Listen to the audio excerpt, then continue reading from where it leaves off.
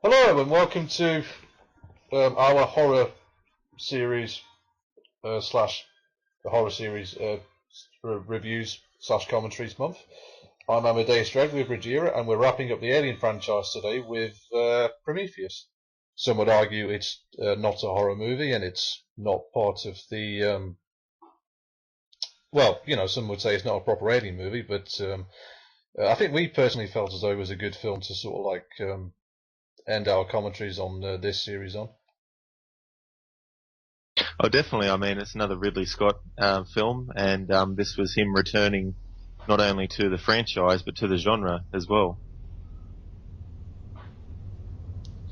It was Ridley Scott's first sci-fi movie since 1982's Blade Runner. I love this music. I've listened to this soundtrack more times than I've seen the movie. The composer is Mark Streitenfeld.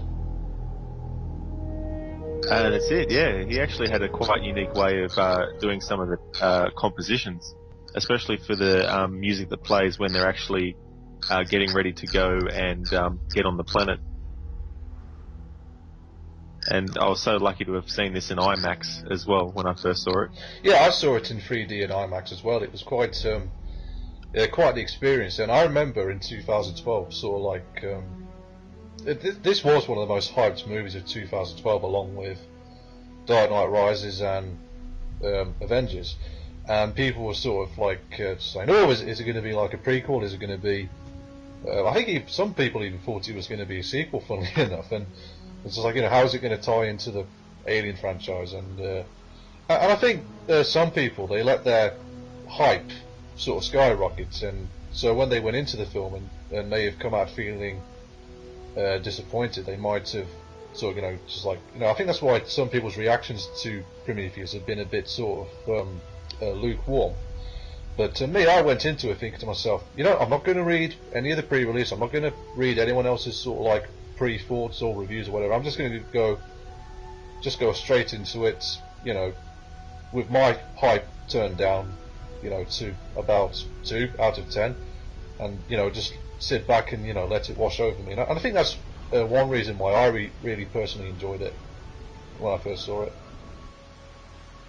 I think it's good to be able to do that because with movies such as Spectre that's coming up, I've only seen the first trailer and that's all I need to see. I'm already sold on the movie, and I think that you've got hype that is generated by other people for the movie, and then you as a person can then decide how much you want to take in of that hype.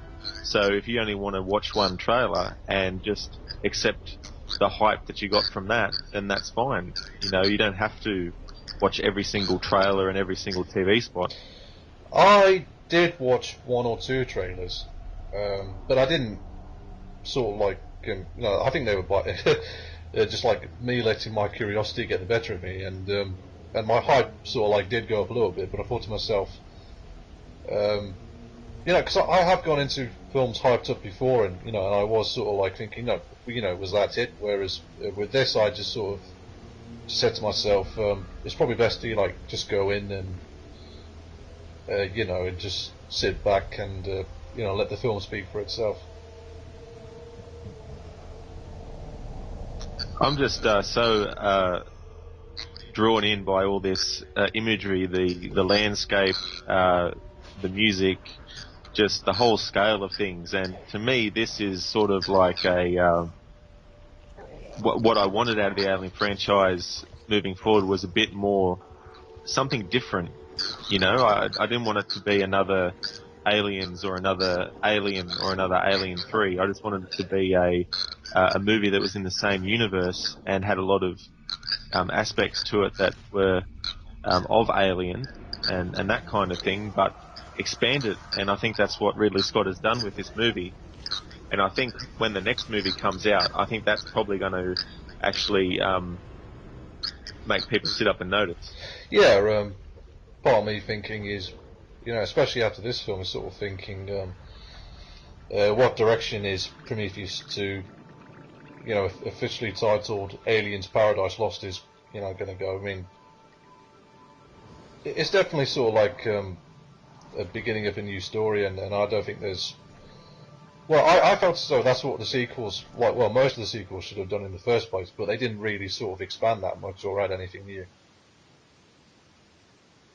Yeah, it was kind of like, how can we get Ripley into another situation? Was more the thinking, instead of thinking, how can we really expand this universe? Because we don't really see a lot of it until this film came along. Like, we don't see the expanses of the universe in the Alien films. And I think that's what this sort of makes you think about. And for the next one, I'm sure that we're going to see a lot of different worlds and that kind of stuff too. And I don't care if we don't see a traditional looking alien in the movie. We've already had that 3 times. We don't need to have it, in abundance every single time.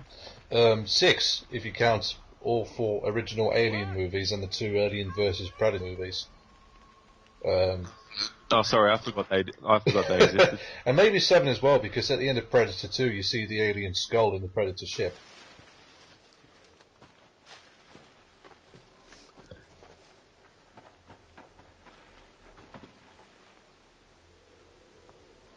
But as far as I'm aware, this doesn't have anything to do with the Predator movies or the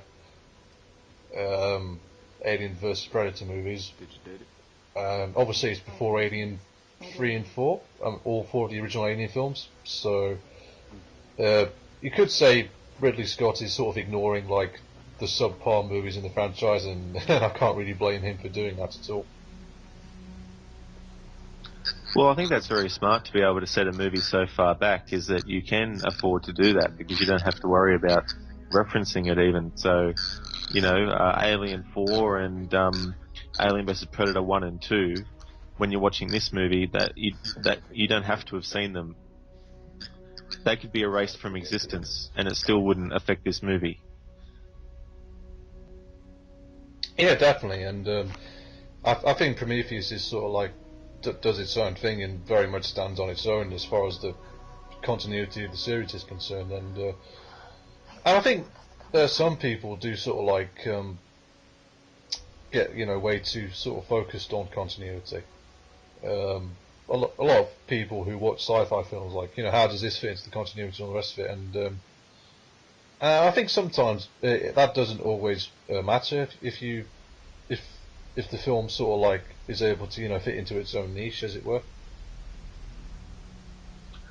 Well, the thing is, like, if you've got a scene where there's an emotional moment happening and it cuts back to the actor a second time and you can see that the background's changed and it's not supposed to be different, that doesn't really matter unless it's something in the background that's part of the story that makes things not make sense. But if a box was moved in a different position, you're not going to throw that whole scene away just because of that. You're going to keep it of what the emotions of the scene is. So I think you can have continuity errors that make things hard for the film to catch up with later. And sometimes you just have ones that are okay, because it's more about the characters or the thread of what's happening or things of that nature.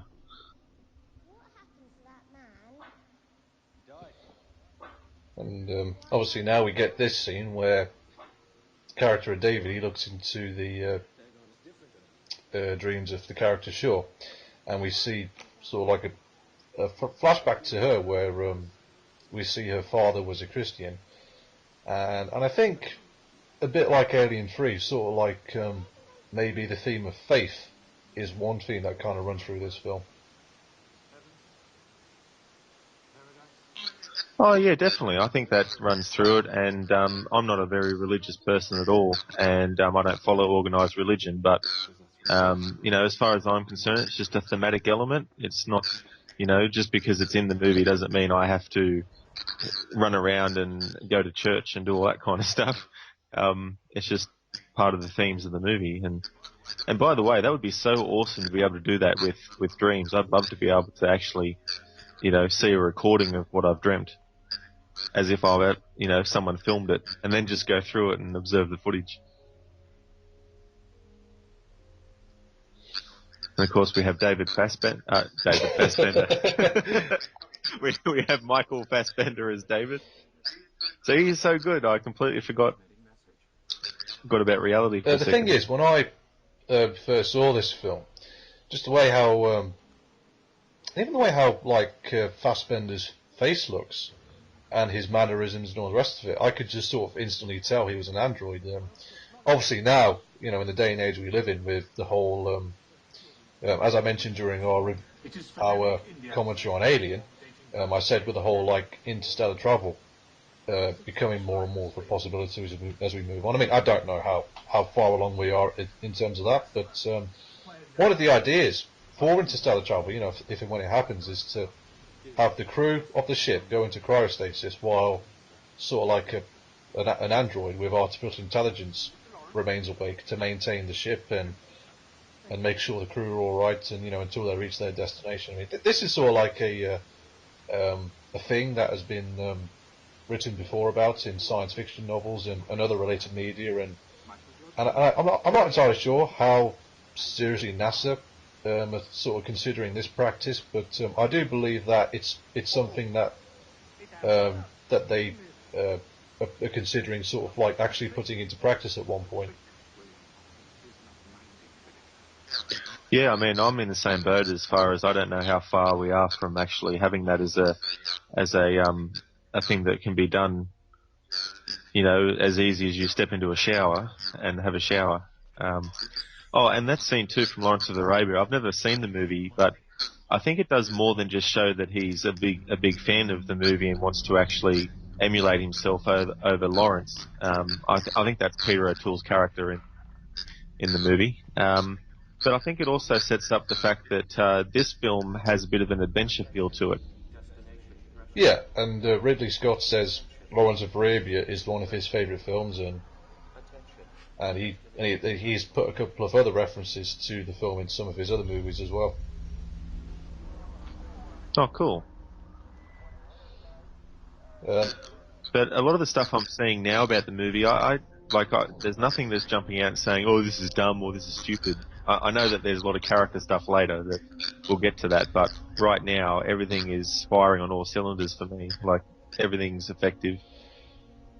It's sort of, I think the film does do a good job of sort of like drawing you back into this world, because I think the last film officially that came out as part of this franchise was Alien vs Predator Requiem, which is kind of a to be crude for a minute, was kind of like a fucking shit crap like movie to like end this franchise on, and I'm glad that this film came along and just sort of like brought everybody back into the universe.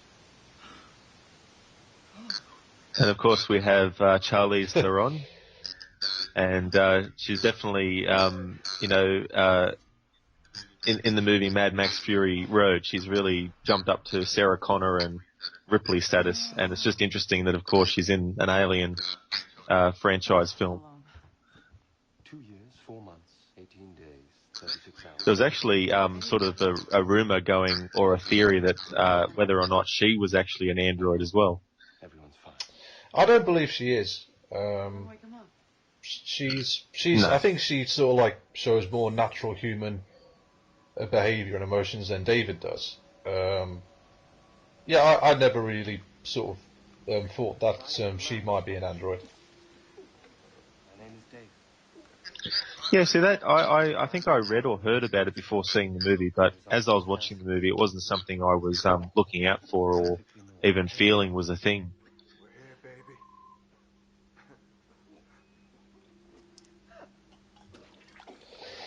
Now, some have said that this movie doesn't have as many memorable characters as something like Alien or even Aliens, but I believe this film is doing that on purpose. It's kind of sacrificing character a little bit so it can explore sort of bigger ideas and sort of like ask bigger questions, which is what all the best science fiction films do. Well, I mean, I'd argue right off the bat that we've got David, the android. I think he's a very intriguing character, and in this movie we sort of wondering, is he going to be like an Ash or is he going to be like a Bishop? Yeah, like that's always kind of kept ambiguous, I think. No offense, but I've been sleep 2 years. I ain't here to be your friend. I'm here to make money. I'm here to make money. That's the character of Firefield, I think. Okay. I've had 100 credits. That is, yeah. Yeah. Oh, if it's a survey, they would just tell us. This is a corporate run. They're not telling us shit. Come on. See, I think that a movie doesn't have to have memorable characters. Like, sure, it's an added bonus if a movie does, but if the other parts of the machine, so to speak, are working really well, and there's more to it than just characters, there's things to take from it. And yeah, again, I'd argue that David is a memorable character. I am Meredith Vickers, and it's my job to make sure you do yours.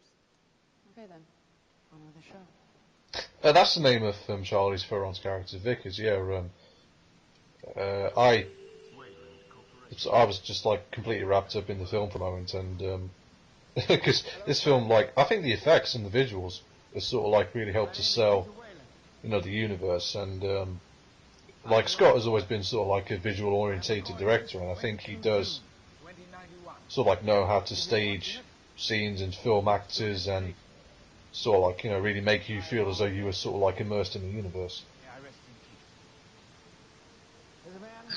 Well, see, I look at the imagery and all that kind of thing in his movies as the icing on the cake.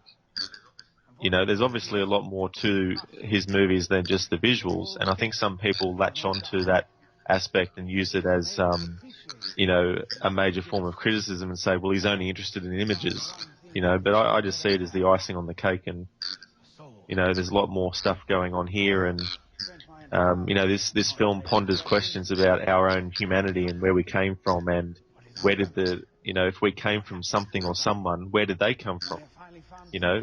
It's the question that is always being asked. Where did the xenomorphs come from as well? I think that's another question this film is asking. Exactly, and I think people were expecting this movie to give them the answer and say, with a definitive answer, this is how the xenomorphs got to be in existence, this is how the space jockey crashed on LV-426, this is why this happens, this is why, and I just think it's good to leave some things to the audience's imagination, and, we're getting a sequel now, so I could understand if we were never getting another movie and this was the last one. I could understand people saying, well, there's a lot of stuff left open and ended, we don't know, anything, there's some stuff we don't know. But we're getting a sequel, and that was planned from the beginning with this movie, so I think we can sort of afford to wait until the next movie comes along to answer some questions we might have had after this movie. I think this film does answer a few questions, like it answers, what the planet was that they're going to. For one thing, we know it's not LV-246. Yes, she's laying down the law now. as you do, I suppose, as a strong sort of authoritarian woman like that does, and obviously now we see the video footage of Peter Whalen giving the briefing, and some have said that why did they get 44-year-old Guy Pearce to play an older man? Why not just get an older man to play an old man? And I didn't even recognise Guy Pearce when I first saw this. Oh, okay, and that's interesting because it sort of makes me think of the other viral video that there was, because there was a viral video too where he was much younger and he was doing one of those TED talks. But it was set in the future still, so it was still using advanced technology, but yeah, he was addressing things. So yeah, as soon as I saw him, I knew it was him. So it's just funny how, little bits, if you don't have that information, how it can be different from one person to another. Now you finally found two people who have convinced me they're on the verge of answering. But see, the thing is, like, this isn't the first time in the history of acting a younger actor has acted as if they're an elderly man. So I think the criticism that they've hired him to be an elderly man is sort of like, well, it's been done before, plenty of times. It's not a new concept. So I think it's something to let slide, really. For me, anyway, it's a nitpick. It's not. sort of major problem. No, I agree with that as well, and Floor is yours. I mean, in The Exorcist, the character played by Max, Father Merrin, he wasn't really an old man when they filmed the movie, but they made him look like an older man than what he was. exactly. You know, like I said when I first, for me the makeup was so good, I didn't recognise Guy Pearce at all.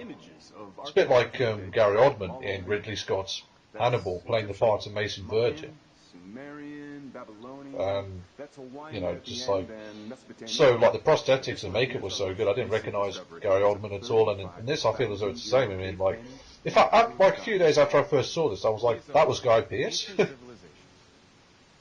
Yeah, sort of like, hang on, that was him, wasn't it? Sort of made you second guess. Yeah, people were like, oh, Guy Pearce was in this film, and I was like, was he? I don't remember seeing him in it at all.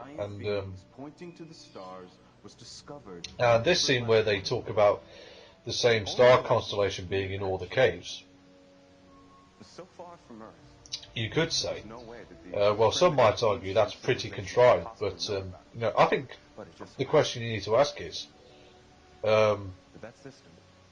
that really does that really matter if it is or isn't? A lot like ours. And based on our long-range scans, there seem to be a plan. Yeah, I don't see it as an issue. Like, really, it's like, is it an issue where you go, that's it, I'm turning the movie off, I'm not going to watch the rest of it now?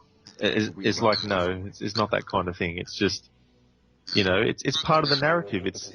This is a fictional story after all. It's not based on, it's got.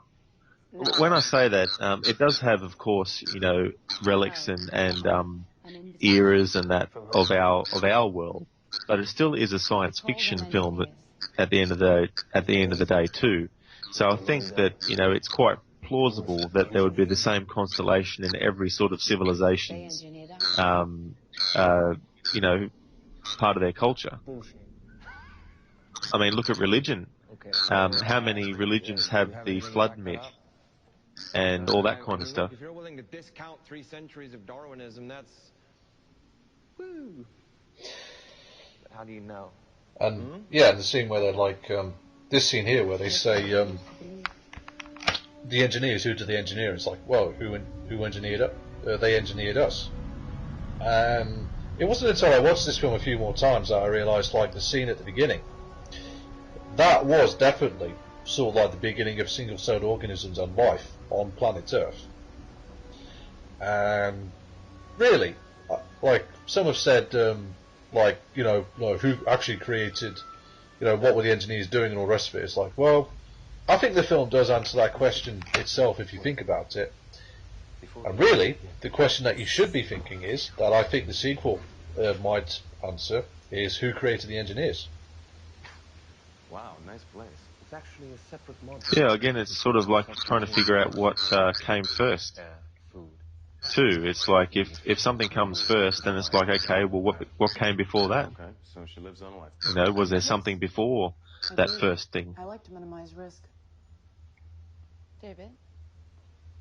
Now, it's funny, I've noticed that both Vickers and David both have that kind of, you know, very stern posture.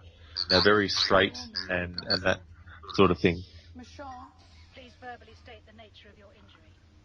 please don't touch that.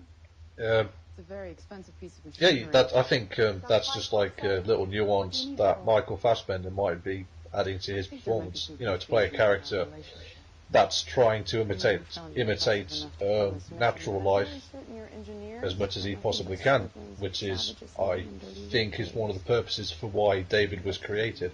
And you do find these beings down there. You won't engage them. Well, see, it makes me think of the thing of, you know, well, how come David's so advanced and this movie is set way before the first Alien? And when you think about it, like, if you were so rich that you could afford to put your fingers in a lot of technology, you know, it's not that far-fetched to think that there would be someone who would be special, that would have a special android all of their own that no one else would be able to have. You know, and it's sort of, begs the question of, is David one of a kind, or is he actually, part of a whole group of the same androids, if you know what I mean? Like, we don't get any signs here that there's other androids like him. Well, for me personally, from my perspective, I don't think David is any more advanced or less advanced than androids like Bishop and Ash. I don't see that much of a difference personally. 2 years deconstructing dozens of ancient languages. Yeah, I mean, I guess it's sort of like we get a bit more insight into this android than we do Ash. I'd say we do get a lot of insight into Bishop. You know, we understand that Bishop really does come across as if he does care for humans. It's not just part of his programming to care for us. You know, it's like he's sort of figured out himself, okay, I care about these people. All right, boss. All personnel, this is the captain. Brace for entry. And I think the music piece during this scene is called Going In. I love it. That's one of my favourite tracks. And the interesting thing was, I think when they recorded that, he composed it backwards, and then they recorded it in reverse. Oh, I didn't know that. Yeah, I probably might have got it wrong in the explanation, but if you go on Google, I think you can find an interview with the composer, how he talks about how he came up with some of the compositions.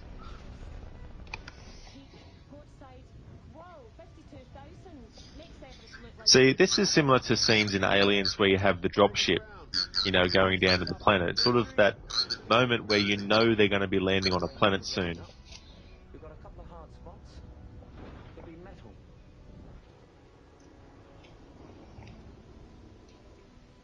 This is such a beautiful film too. Like, I haven't seen it for ages, and it's still striking. And on IMAX in 3D, it makes you feel as if you could actually stick your head right up to the screen and look out as if you're looking out the window of a ship. That was sort of the feeling I got in the scenes where you see outside. Yeah, and even watching it in this format, it's still quite visually striking, and really, I think a film is a visual medium anyway, and you know, if it doesn't have good visuals like this, then what's the point in watching it? Well, I think it just adds to the whole sense of scope to this world. And, you know, we sort of get a bit more of this world than we do in Aliens. You know what I mean? Like, we just sort of see snippets of the same planet. But here we see, you know, a lot of space, and we see a lot of, you know, at the start with the engineer, we see a lot of environments and things like that. 1 mile, 4 bow. 1 mile, 4 bow. Engage landing sequence. Switch to manual. Commence landing. I like Idris Elba. He was really good in Pacific Rim. I still haven't seen that. That was an awesome movie. I actually watched it alongside Godzilla 2014. That was a good kaiju double feature.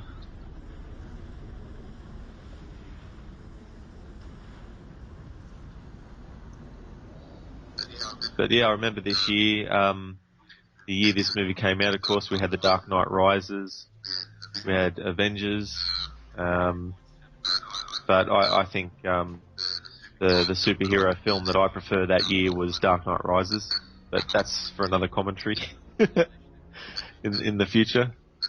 That's a whole other ball game. Exactly. I said earlier, if a film doesn't have good visuals, then why watch it? But I don't think that applies to every film. I think it definitely applies to a film like this. That's sort of like big and epic in its scale, and like a big epic sci-fi / horror story as well. Oh, there's definitely elements of horror in this. What's that for? Expedition security. My job's to make Love this music. nice and safe. This is a scientific expedition. No weapons. All right then. Good luck with that. David, why are you wearing a suit, man? I beg your pardon? You don't breathe, remember? So, why wear a suit? I was designed like this. I was designed like this. Because you feel more comfortable. Some of the things I think David says can be sort of seen in quite a sinister way, but like Michael Fassbender is obviously really good as David, but I think David is a character. He's sort of like you look at him, and I think a bit like in Ash in Alien, and maybe to some extent Bishop in Aliens as well. You sort of like look at him and think, oh, you know, what's going on with him? You know, what's his like real intention and purpose? And I think it's all down to, you know, who's programming the androids, and you know who's giving them commands and whatnot. And Wayland, spoilers for those who haven't seen this. Skip ahead a couple of minutes if you don't want to hear this spoiler. But Peter Wayland is actually on the Prometheus ship with the rest of the crew hiding, and he's sort of like giving David commands to sort of like carry out his orders and like to ensure that the crew like come through and do what they're supposed to do.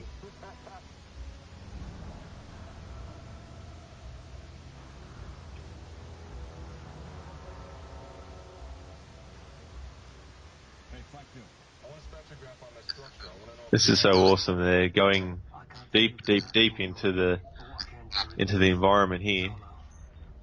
As I said, this film is definitely one that does like immerse you into the universe, and just the way how the pyramid shaped structure looks as well. It's just like, you know, what's in there, you know, like you would want to know what's in there, and I think this film sort of like doesn't look down on its audiences. Some sci-fi films do either. I mean, this is sci-fi in the most epic sense.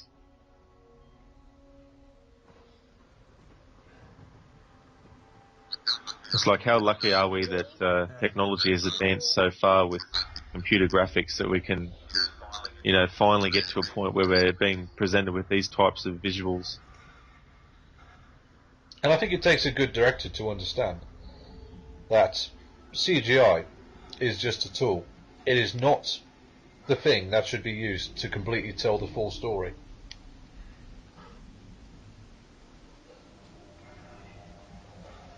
Because I think you can only do so much with CGI. I think practical effects are still important. Yeah, I think they are too. I mean, if you have someone moving a mechanical arm, then when the CG artists come in, they've got to be able to actually still get that performance to come through and not let it be drowned in the computer graphics. And I think that's what a lot of CG unfortunately does do wrong, where they go overboard with it.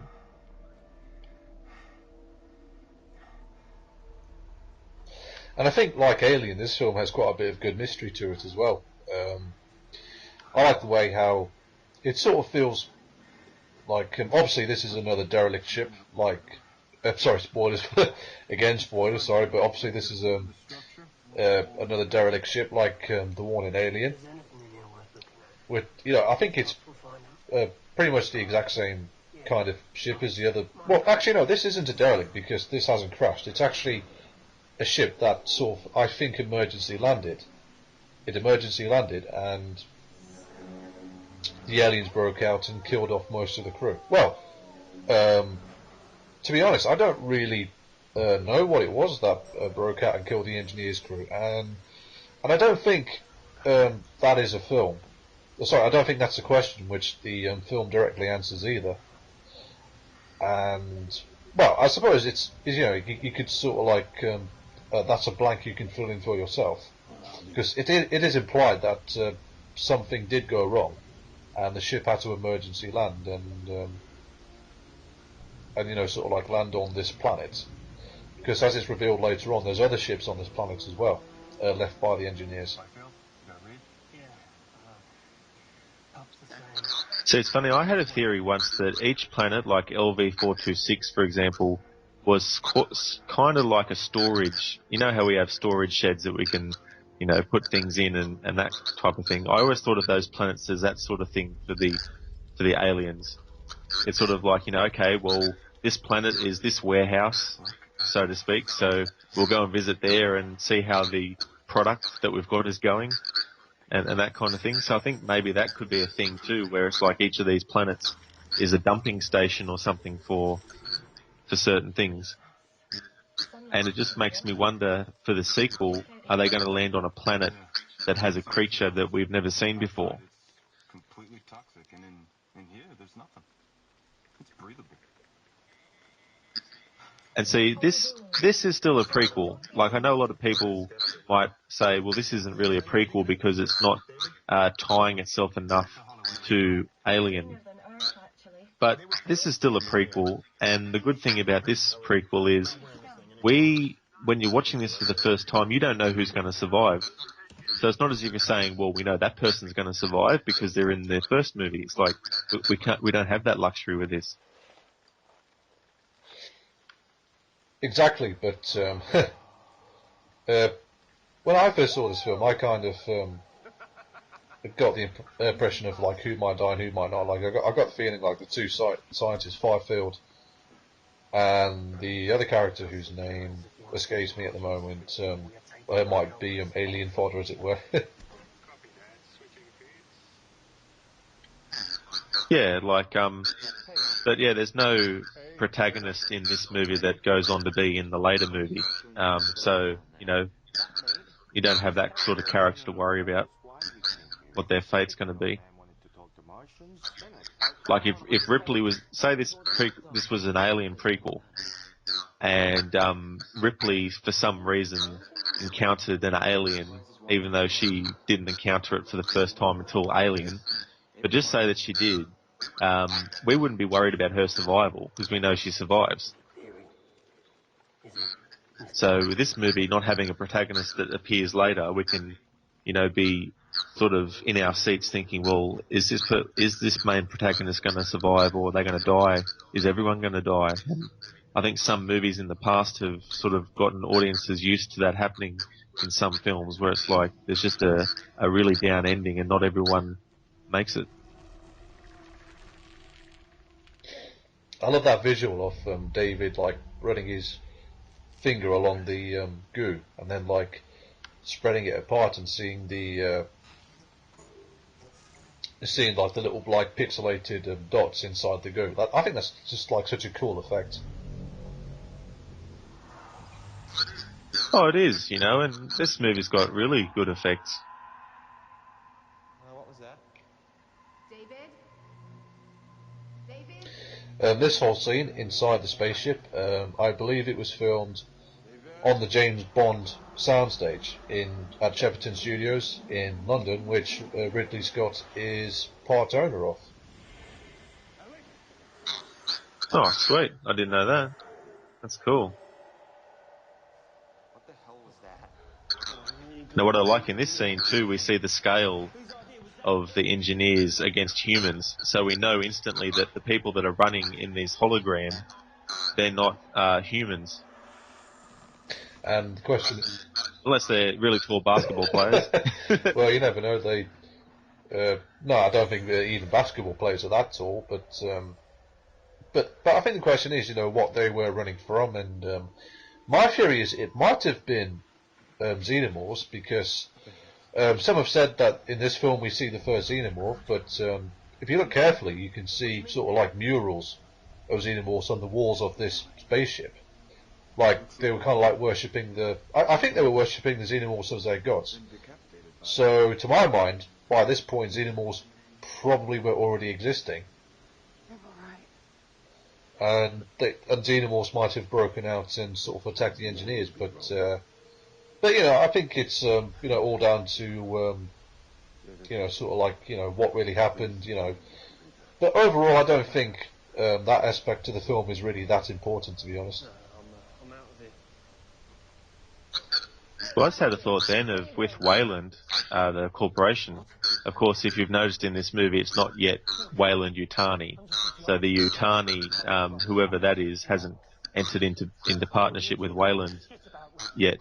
But what I just thought of was we've got this company in Wayland, and it's like maybe in the first Alien movie, maybe they've kept records of this encounter in this movie, Prometheus. So they know that there's the possibility that this creature could be on that planet, which is why they let the Nostromo go to the planet, so they could pick it up and then bring it back. So maybe they've kept a record of the events that happen in this movie, and then they've just gone, well, if it ever turns up that we can find these creatures again, or something similar, then how about we just make sure we get on top of it. Do you have the carbon reader?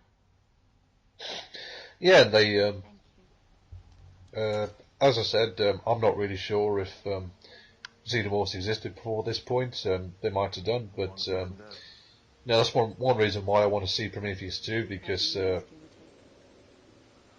get the feeling that film will answer sort of like a lot of the questions this film raised. I'm attempting to open the door. Yeah, I'm definitely looking forward to seeing that movie. I'll be seeing that at the cinema as well. Yeah, I can't wait to see that. It's probably definitely. I mean, I see every new Ridley Scott movie in the cinema every year anyway, so. Cool. That's the thing as well. I mean, he's such a busy guy. I mean, he's in his late 70s and he's producing TV shows, producing movies, and directing movies. It's like, the guy just never stops working. No, and George Miller with Mad Max Fury Road. He's I think he's 70 or 71, so he's a bit younger than Ridley Scott. But again, you have a filmmaker that proves just because you're in your 70s doesn't mean that you just pack your bags and quit. If you're doing something that you love, like filmmaking. Exactly, and if Scott feels as though there's still a story to be told in regards to the alien origins and exploring the universe, then I say more power to him. Definitely. And there we saw a brief shot of the worms, which kind of like sets up for what's going to happen a bit later on. And obviously they've affected the atmosphere in the room, and the canisters with the black goo, and someone said, what do the black goo do? What's a black goo is? And my question is, if you watch, actually no, I think if you watch the film, you can see what the black goo does, and it pretty much like answers the question for you. Yeah, I mean, you have, it's like the face hugger. When the face hugger jumps on a creature, if it's a human, that's going to affect the outcome of what the alien is. But if it jumps onto a dog, then the alien's going to be more like a dog-like creature in its mannerisms and that. So the black goo, to my mind, I sort of explained it as the black goo is just like a face hugger. Whatever it attaches to, it'll have one effect, but if it attached to something else, it will have a different effect completely. And we see later on, I don't know if it's been mentioned yet, but Shaw is infertile. She can't have children.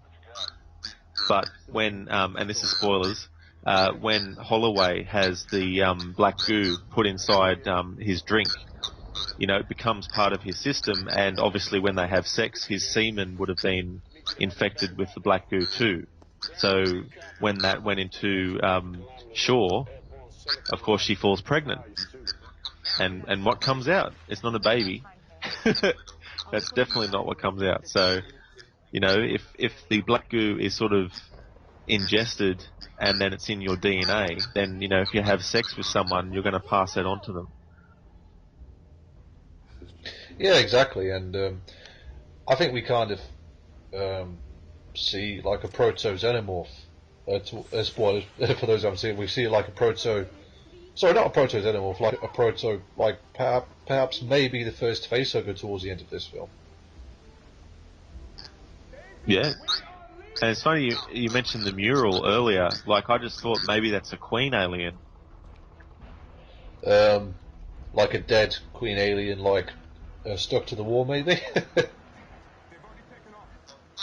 Oh, well, not necessarily a dead one, but just the mural is of a painting or something of an alien queen, like a sort of a precursor alien queen. I mean, for all we know, this could be taking place. This might not be a prequel. You know what I mean? Like, this might be taking place concurrently with other stuff that we haven't seen yet. That's how I felt about Alien and Aliens, like maybe concurrently taking place at the same time as the Predator movies. Well, you know, maybe 100 years after the first two Predator movies, and I consider these films like in one way to like all be part of like the same universe in some ways. It's just that this film just so happens to could arguably be counted as the first since it's a prequel. That's true.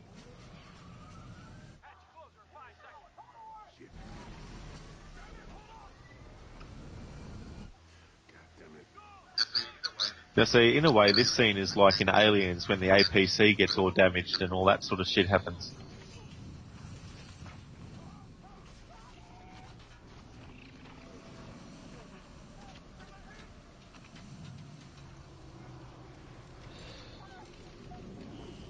I think it's like cool to think as well that this scene isn't really CGI. It's like there's giant fans like blowing about, like there's like huge amounts of dust everywhere.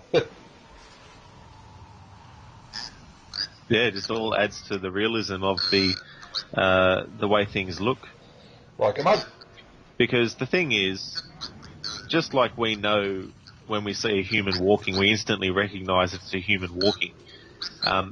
We're so used to things now that we can see these things, and if they're not done in such a way that's right, we can sort of pick them apart and then see the seams in some ways. So we've gotten a bit more intelligent with sensing whether something's, you know, kind of 100% real or near realistic.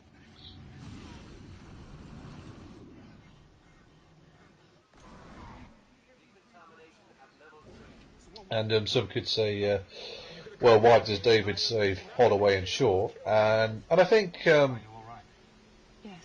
what I would say to that is David has been programmed by Wayland to ensure that the mission goes off without a hitch. Get them up for me, alright? Yeah, I don't even see why that's an issue in the first place. I don't know. All looks the same to me.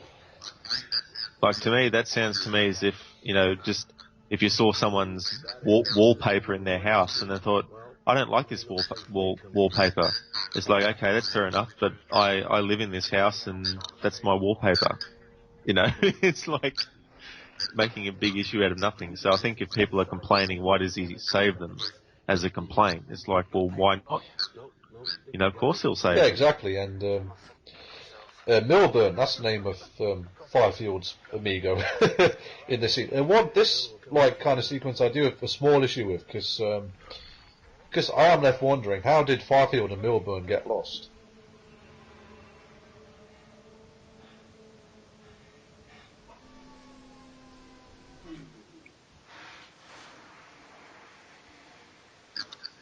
Now, what does this scene remind you of?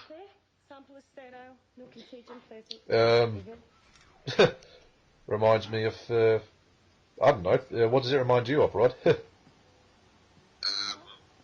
Well, you know, Kane being brought back on after they've gone out and he's got the face hugger on his neck, on his face, and, you know, and they're sort of doing an autopsy type thing or checking out what's going on. So they're doing a similar thing here with this engineer's head. Oh yeah, I never really thought of this scene, that way before, to be honest. I think it's the helmet. Let's see if Yeah, I only thought of that now, watching it. And I just think it's another example of how this is definitely an alien film. It's in the same universe. It feels part of it, unlike Alien Resurrection. Yeah, and some have complained that, you know, how do Firefield and Milburn get lost? But for me, it is kind of like a sort of thing, like, you know, how did they get lost? But I don't think it sort of it's one of those things where it doesn't really matter, to be honest. Looks like new swords. Well, they get lost. Okay, yep. And like I don't know. It'd be a different story if they were lost, but then they automatically figured out exactly where to go without any trouble. Like, that would be a bit, weird if they got lost, but then all of a sudden they know exactly where to go.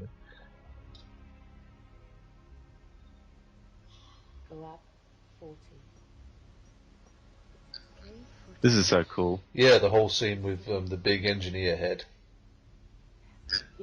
Yeah. It's like, I think... this is kind of horrific, like, you got a severed head. Big severed head! And when I first saw this, I did kind of think, when the head explodes, it's like, what did you think would happen? But it is, like, sort of like a cool-looking scene. And... Oh, yeah.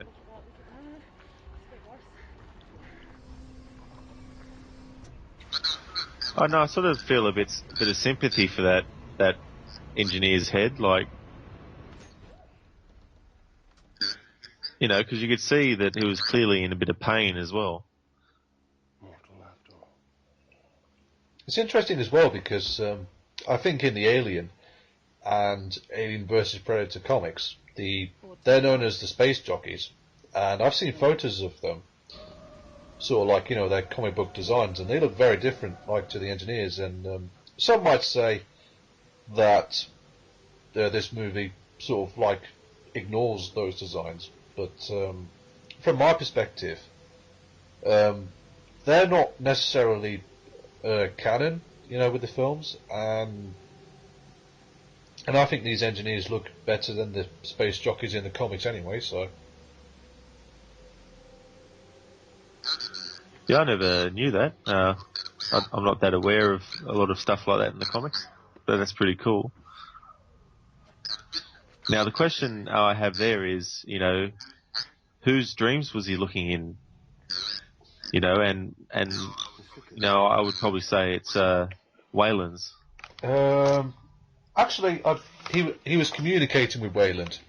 I've watched this film with subtitles, and you don't really hear what David is saying because he says it so quietly, but he is actually talking to Wayland and getting orders from Wayland, sort of like giving Wayland an update of the situation, which is why. And I think Vickers was has sort of been given orders by Wayland as well, which is like, now she appears to be a bit angry, and she's sort of like demanding that the crew try harder. Well, the thing is, like, I can't remember if this is actually a thing in this movie, but, like, maybe, he's giving her one set of orders different to his because he's sort of playing games, it's like, because David is, in his eyes, his son, and sort of like, probably a bit of favoritism towards him instead of towards her. And she'll probably be, resentful of that because it's like, hey, I'm the human one. I'm your biological, offspring. How come you treat him like he's a biological son? Well, earlier on in the film, during the briefing scene, Wayland says David is the closest thing I will ever have to a son. So I think he would have always wanted a son and obviously never got one. And so he had to create one, and that would have obviously sort of led to a lot of resentment from Vickers, and sort of like would have obviously put a huge strain on their relationship.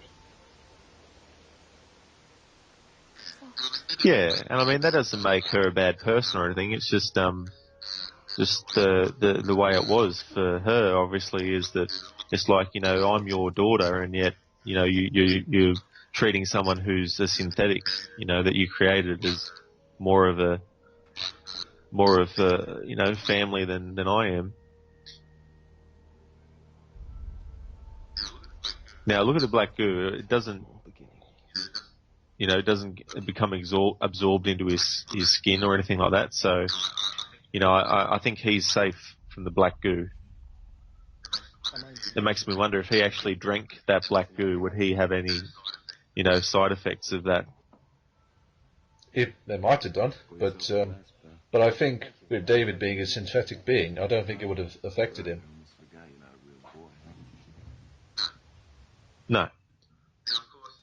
Now, of course, Holloway is getting drunk because, see, he wanted to get the answers straight away, and get 100% confirmation, but disappointed that, it hasn't come quick enough.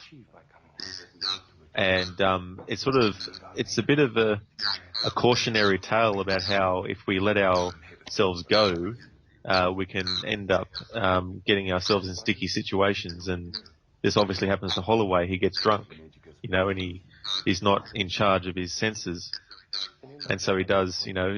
He's not thinking straight and that kind of thing. Oh yeah, no, definitely, and I think Holloway is sort of like representing humanity's hubris. I think, I want answers, give me the answers. Give them to me now. And if you don't give me them, I'll do whatever it takes to get them. Which is, I think, sort of like represented in man sort of thinking it's higher than other creatures, maybe, and higher than other species, because we do tend to think we are the dominant species of this planet, and depending on who you ask, that sort of could have ramifications for all of us, but I'm not going to sort of go into that thing deeply. But what I will say is, Holloway does sort of represent humans who think, I am this, I am better than you. Obviously he thinks he's better than David, and maybe David sort of thinks to himself, I need to take this guy down a peg or two. Here's a black goo, turn into a monster.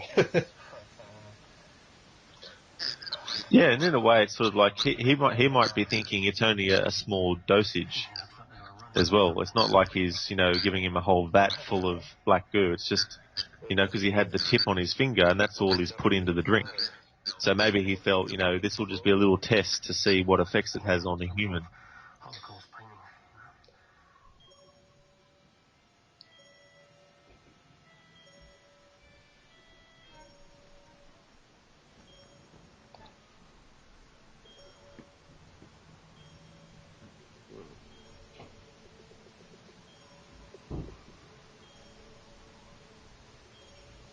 So whatever killed them is long gone, right?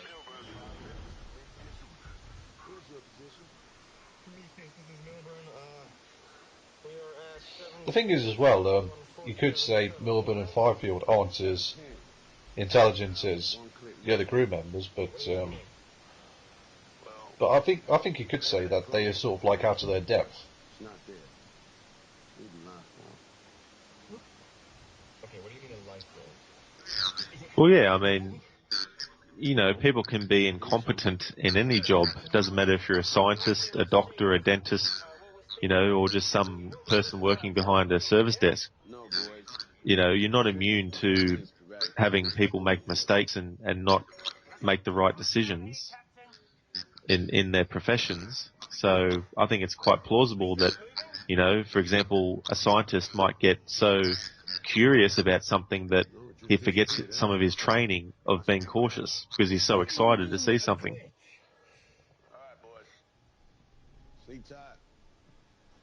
Try not to bug me. I mean, even earlier, Fifield says, this is not my field. I like rocks. I love rocks. Yeah, and so it's he'd probably be a geologist, I guess. Yeah, he is, yeah. He is a geologist. So I suppose you could say that's one reason why he felt a bit freaked out about what was going on. Yeah. Yeah, I mean, I don't see any issues with that. And some have said this ship is too advanced. It doesn't look anything like the Nostromo from Alien, but as I said during our Alien commentary, this is a research vessel. I think Whedon put pretty much his entire fortune into this project and this ship. Whereas the Nostromo is just a basic sort of freighter / cargo ship. So that's why it wouldn't have sort of the same bells and whistles as the Nostromo would have. Sorry, not the Nostromo, the Prometheus ship would have. Oh, I know. Yeah, so it's just another aspect that we don't see. That I mean, don't you want to know why they came? And a good reviewer called Chris Duckman, he talked about this scene in the film where Shaw and Holloway talk to him on each other. Like a joke he made that I thought was pretty funny, where Holloway's like, Shaw shows Holloway that they got what they came for, like, you know, their DNA matches with the engineers, and Holloway's like, let's have sex, and Holloway's like, I can't have children, sex.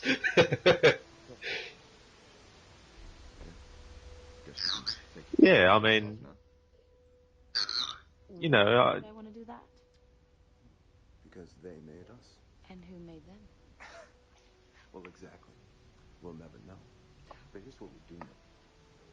Is that there is... Did you lose your train of thought there, Rod? creation of life. Not anybody can do it. You know, you need yeah, I just got caught up in what they were saying. No, that's right. And this scene, Yeah, this just like been a while yeah, since this I've film seen does it. like have. I mean, I watched it the other day, and I do think this film does like sort of like have a lot of good character interactions. In my opinion, Logan Marshall Green, he's probably the weakest cast member, but he does okay, I think. You know, as Holloway. Yeah, it was funny. Before I saw this movie, I can't remember if I saw. I think I saw this movie after seeing the movie Devil, and this actor is in Devil as well. He's one of the people that gets trapped in the elevator.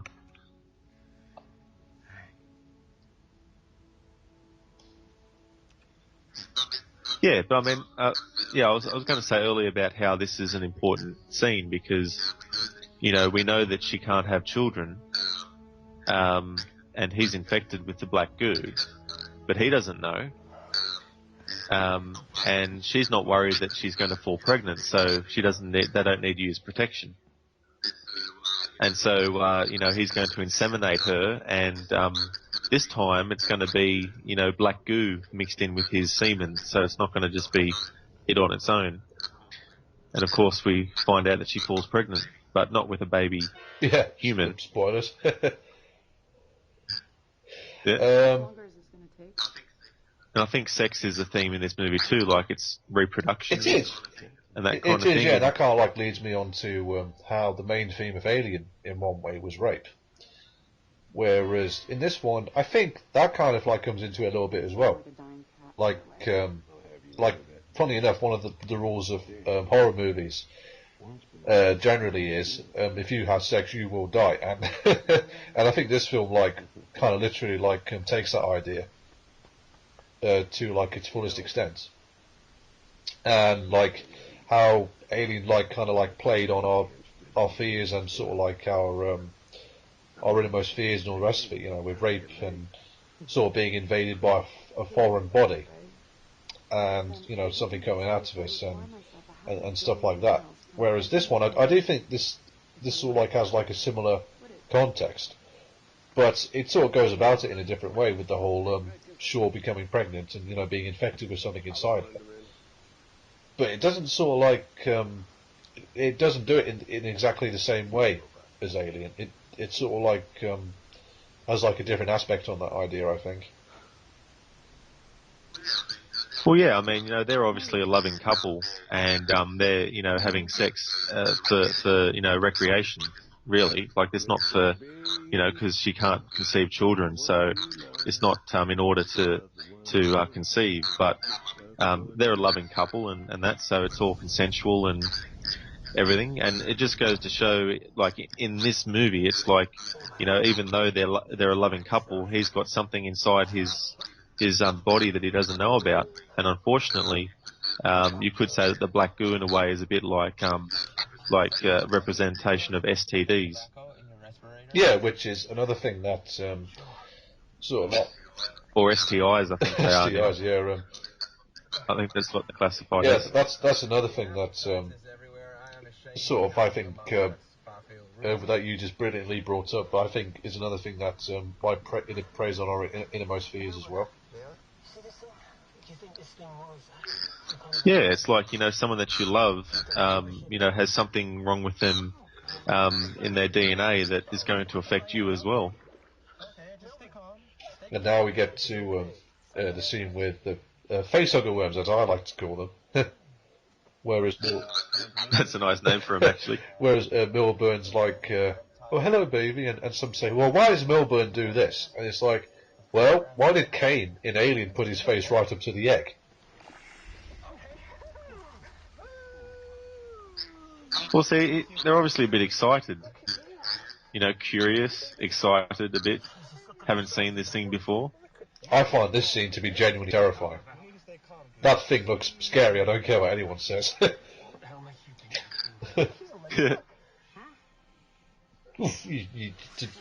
You can sort of like see like a mini facehugger like design on the thing. It's just just like I can feel like my heart racing at the moment, and every time the thing hits, I jump a little bit. It's just I'm grinning. Oh, me, I'm oh yeah, just like this scene is just what can I say? It's a genuinely scary film, which is something you don't see that often in horror movies these days. Well, yeah, I mean, it's a horrific situation that's happening here. It's being attacked by an alien creature. I think Ridley Scott kind of knew he had to have a scene like this, and I think he sort of like played with audiences' expectations a little bit. And of course, this has got... Which is always this has got Acid for Blood as well, which is another good little tie-in, and it's gone into Milburn's body. Oh my fucking god, this scene just fucking gets to me every time. I love it. It's just such a good, tense-ridden scene, made by a director who knows how to, like... And that bit too. Sorry to interrupt, but yeah. Just like, whew, now I've got to take like a breather now, and just... that scene always just like, just gets me going. Just a like massively directed scene, I think. And it just goes to show too, with the Acid for Blood, it's just another thread that is tied to Alien. So you can do a prequel without having to have to set it like, a week before or a year before. You can do a prequel that takes place many, many, many, many years before the first story, and you can still have threads that connect from one to the other. Oh, that scene with, where we see Holloway's eye, that always creeps me out as well. Yeah. And I think from this point onwards, the film just goes straight, just grabs the audience by the jugular and just drags us completely along towards the climax. Yeah.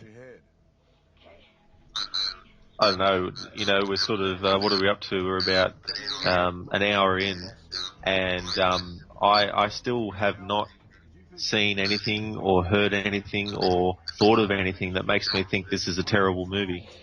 I think it's got a couple of flaws, but they're flaws that don't really sort of factor in. I mean, Alien's got its problems as well, as any movie does, really.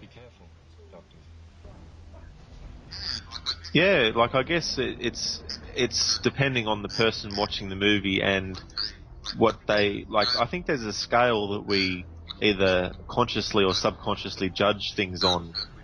So if we see a flaw in a movie, we might think to ourselves, well, yeah, it's a flaw, but I don't think it's that detrimental to the film. But it's still a flaw, like no doubt about it. But I think we grade it in our mind and we go, okay, well, this is something that's on the low end of the scale, so I'll overlook it. But I think for some people, what might be a low-end scale thing might be a high-end scale for someone else. And so that would be a very major flaw with the film. But I think as I get older, I start to realise how I process movies, and I'm sort of comparing a lot of stuff and making connections. I like to connect actors to directors to films they've done, and even editors and music, all connections. And so when I'm watching movies, I'm judging you know, the movie, if it's in a series, I'm judging it in comparison to other films in that series.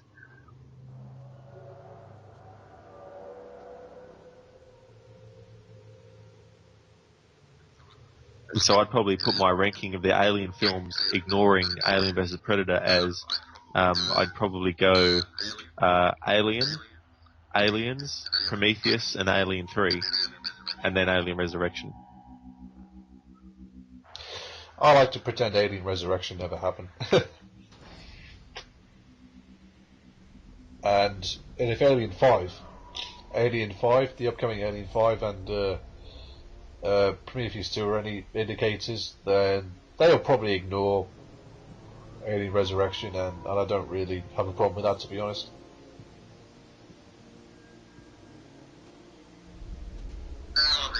No, I mean, you know, there's an easy way to explain how they ignore 3 and 4, and it might be a slack way to go, but I'd accept it, which is just to say that Ripley was just having nightmares about being infected with an alien queen, and she wakes up and it's however many years later, and she's older, and Hicks is older, and Newt's older. You know, they're all older now, and she's just having, you know, residual nightmares about the alien. And then you can just kick off into the next Alien movie, you know, and treat Alien 3 and Alien Resurrection as if they didn't exist. I mean, you could just ignore Alien, you know, 3 and still do an effective film. Like, I'd probably be willing to sacrifice Alien 3 if it takes out Alien 4 as well. That might sound like a kamikaze statement type thing, but yeah, I agree. I agree with that, and I think it's all down to how do you personally feel about the Alien movies. I mean, even if Alien 5 isn't any good, you can still watch Alien 3, regardless, even if you like it or not, I think. Yeah, you just ignore films. Like, I mean, I like the Friday the 13th films, but there's some I don't like, and I don't need to watch them ever again if I don't want to. You know, I can just pick and choose. I might watch part 4, you know, or part 3. I'm the same with the Terminator series. I like to pretend Terminator 3 and 4 just they're in an alternate universe somewhere. They're not in my world. Yeah, I think ultimately at the end of the day, irrespective of how people feel about movies, the important thing is that you are pleased yourself with a movie. You know, if everyone else in the world hated one particular movie, but you were the only person in the world who loved it, you know, keep enjoying it. You know, don't worry that, you know, the majority hate it. As long as it satisfies you. We have to go now. What do you say? What do you say? Huh? Holloway's sick. He's not good. I see a movement in his esophagus. Yes. That always makes me Nice. me jump the scene with the facehugger worm escapes. Oh, yeah. I think this film does have some like genuine like good jump scares.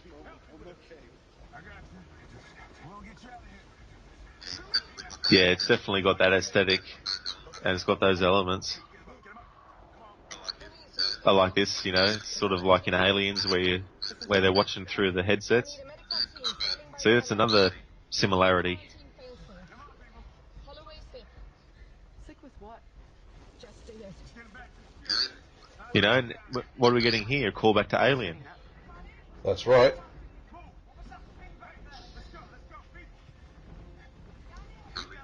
Charlize Theron. She's awesome.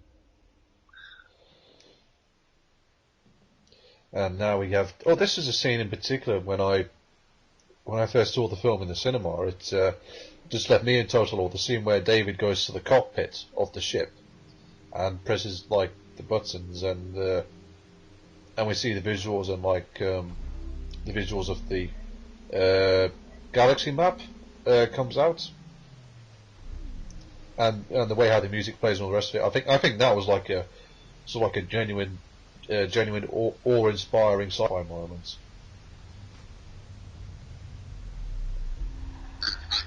And it's great to see, you know, a filmmaker like Ridley Scott doing something like this. that's why I'm looking forward to watching The Martian as well. You know, different kind of sci-fi, of course. It's going to be more of a survivalist sci-fi film. But nonetheless, it's going to be, I think it's going to be very immersive and try to make you feel as if you're there. And I think the other thing too is like, obviously we can't go to Mars and film a movie, so we know going in that what we're seeing isn't really Mars, but if the story and that draws you in, you forget about that.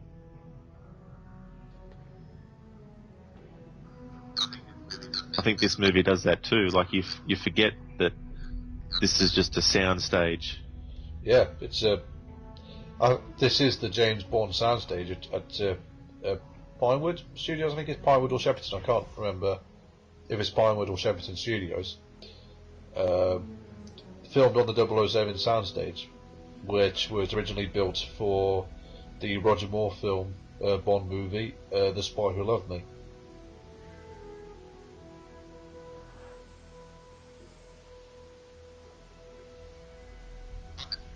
I love this music here too. It's, you know, it's a beautiful type of music. Sense of wonder. Which I think a lot of sci-fi films in recent years were extremely lacking. I mean, I saw Cloud Atlas from the Wachowski siblings recently, and that film just left me feeling confused and not very satisfied at all. I think that's a sci-fi film that you can say narrative-wise doesn't really quite work, whereas this, I think, sort of like has a good logical narrative that doesn't require too much thinking. No, I mean, you know, I'm not very science-minded, so if someone was, they might be picking this apart, you know, every minute. But I don't have that kind of knowledge, so I'm just taking it at face value with what I can conceive of and can comprehend. And, you know, I think that plays a part into how we watch movies. Like, a lot of action movies, I'll watch a lot of action films and not think, oh, is that gun realistic to how a gun would actually look like? You know, what model gun is that? Oh, it must be this, you know. I'm not thinking about that in an action movie. I'm just putting two and two together. Yeah, it's like, you know, he's got a gun. That's the enemy. He's shooting at him. You know, that's all I need to know. I don't need to know if the model of the gun is accurate to how that model is in real life or anything like that. Yeah, I think that's what. Whereas someone who does might not like the movie. As I said, when I saw this film, I just sat back and let it just, you know, pull me in and just let it wash over me. And I do that every single time I watch it. And if you don't like the film, fair enough, but I do think it gets quite a bit of unfair criticism.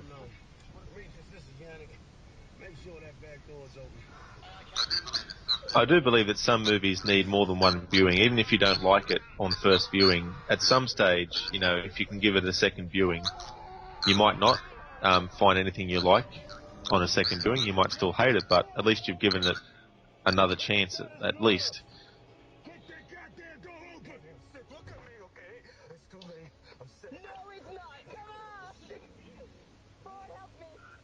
If you can hear me, this is Yannick. Open that back door right now. Hold that door.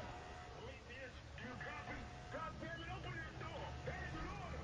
Open it. Flamethrower. That's obviously a real flamethrower.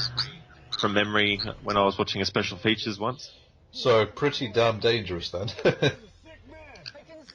Yeah. So this is reminiscent of Ripley not wanting to bring Kane back on the ship.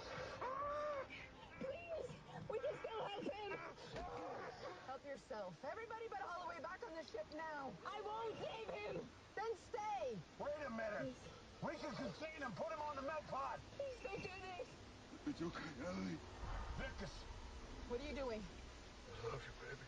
I love you. Sort of a very heartbreaking scene when Holloway says, "I love you, baby," and he like sacrifices himself. This scene always gives me chills. Plus, you know, I've listened to this piece of music so many times that I had forgotten what part of the movie it was actually for. And seeing it now, it's like, you know, it makes sense how I had chills whenever I'd hear that score, that part of the score. Same for me, actually. And as I said earlier, from this point, the film is just going to keep going and just keep building tension, and it does make you want to have a breather. But by this point, as he did with the face hugger scene in Alien, by this point on, from the scene when we see the facehugger worms attack Fifield and Milburn, from there Ridley Scott has got us, and we're being taken on the sort of final roller coaster of the film. Inappropriate, you think? Given the circumstance. But as you ordered... And see, what gets built into, I think, the audience's mind My responsibility to ask. is David gave him that goo. Any intimate contact recently? You know, so all this is his fault in a way. I just want to be as thorough as possible. And I think that plays into, you know, trying to make you wonder, is he an Ash type or is he a Bishop type that's, you know, or is he both? You know, pretending to be very considerate of humans, like has he learnt perception, you know, as a human trait? Did you have intercourse with Dr. Holloway? Yes. But 10 hours ago. This is very important. I'm 3 months pregnant. And Shaw is 3 months pregnant, and even though I think she said she only had sex about 8 hours ago, and you know, this is what happens when your partner's like, let's have sex, but I can't have children. Sex. I want to see it. Yeah, don't have. Yeah, I don't know. I sort of, I don't know. I don't really find that funny not because I'm offended or anything. It's just, you know, because sex isn't just for, you know, reproduction. So, you know. But yeah, sort of like, in all seriousness, you could say this film does make a strong case for why you shouldn't, you know, have sex if there's like a sinister-looking black girl around. Well, that's the thing. Like, I don't think they knew. Like, well, no, I mean, obviously these characters weren't aware of the sort of like the metamorphosis aspects that the black goo has. I'm sorry that we keep calling it the black goo, but I don't think the black goo has an official name. I think to everyone it's just the black goo. Yeah, it's like an ingredient, you know, that changes what the outcome of the, you know, added to the recipe. It's going to have a different outcome.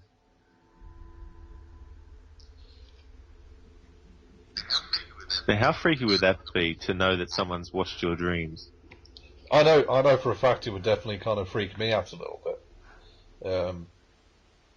I don't really remember my dreams, which is why I would think it would be cool if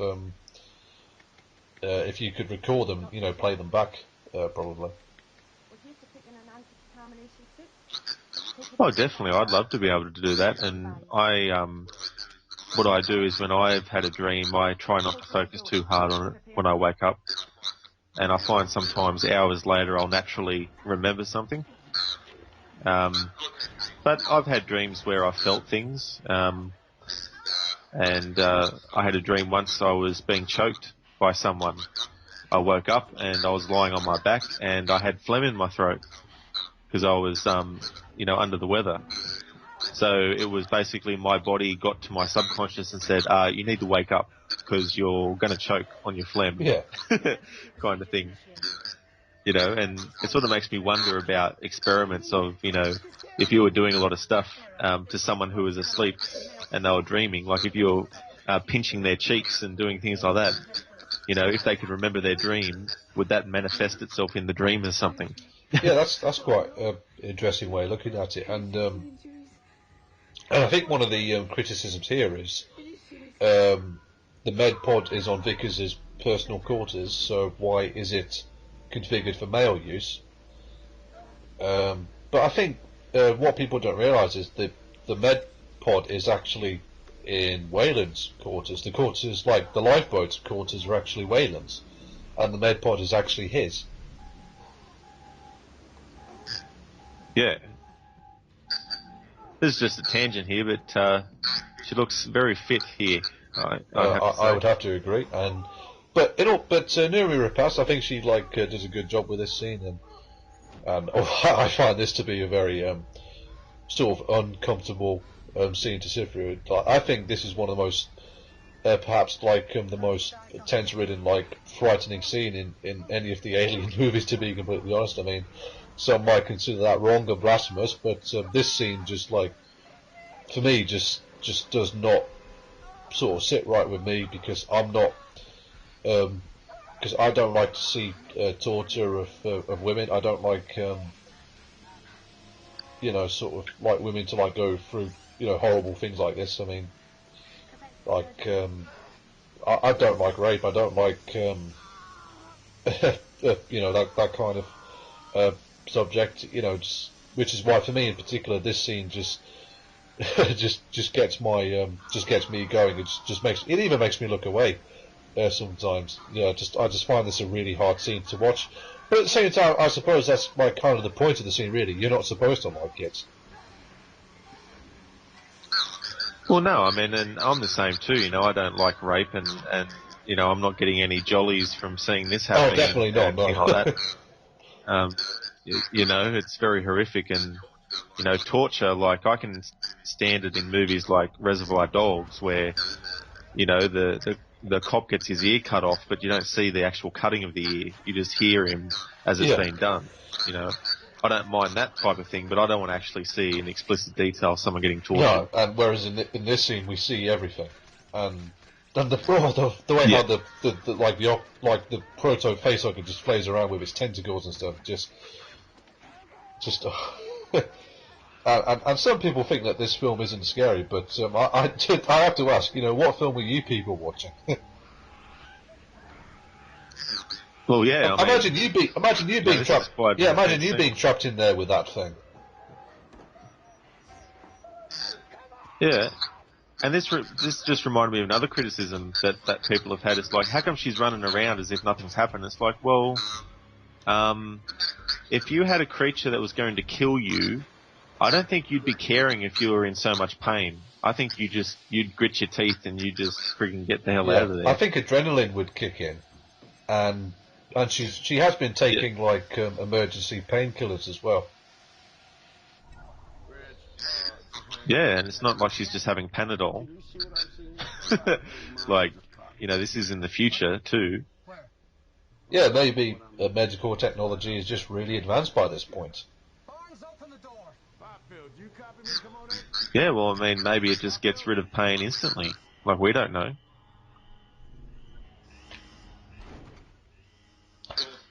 How awesome would that be, though? You're feeling intense pain, you have a tablet, and then the pain just instantly stops, and then it's gone forever. Or until you hurt yourself again. And now this scene, we see what the hell happened to Firefield. He's gone a bit wrong. I'll put it that way. Very wrong. And I love the reaction of the crew member where he's like, Firefield? Yeah. And I think you could say as well, I think Firefield may have been one of more of a confrontational and slightly more aggressive member of the crew. And what the Black Girl has done is sort of brought out his full aggression, his full sort of rage, and just turned him into he's what made him what he was is now gone, and he's now this monster that just wants to kill everyone and everything, and just gone completely beyond the pale of all reasoning. That's it, and I don't think that's a weakness of the film. I just think it's just plays into the fact that it has different effects on different people. And when it's, when it is either ingested or, otherwise, it has different results. This reminds me of something out of The Thing. Yeah, that was like kind of similar in the sense that that has a creature that metamorphosizes into various forms. Yeah. Now see, the thing I was going to mention, before it cut back to her now, it showed her before struggling, you know, so it's not as if there's no signs that she's hurt. And just now, I think she took some more painkillers. Yeah, she did, yeah. Yeah, so, you know, I don't know, that's another nitpick criticism. I think there is a fine line between genuine criticism and nitpicking, in my opinion.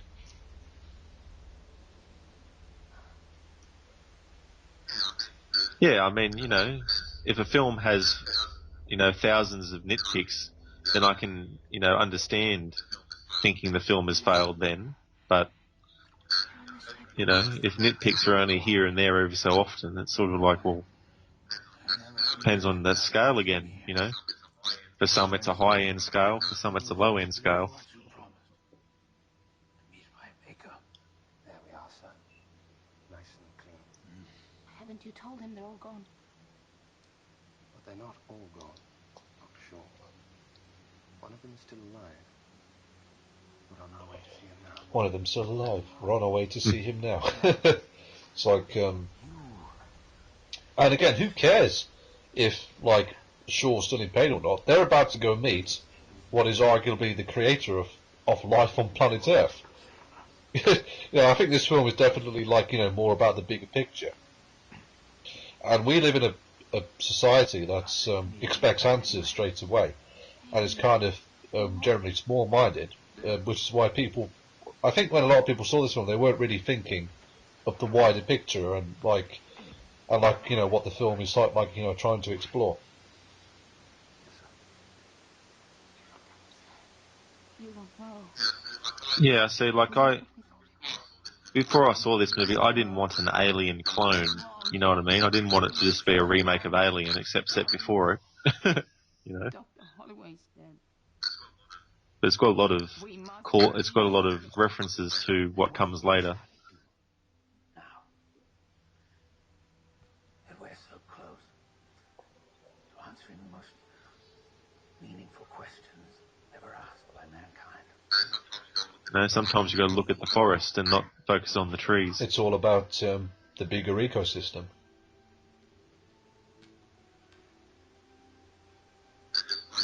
And just plays into the whole notion of, you know, there's got to be something out there that's bigger than us. Like, we can't just be the pinnacle. Well, they discovered water on Mars. You know what does that tell you?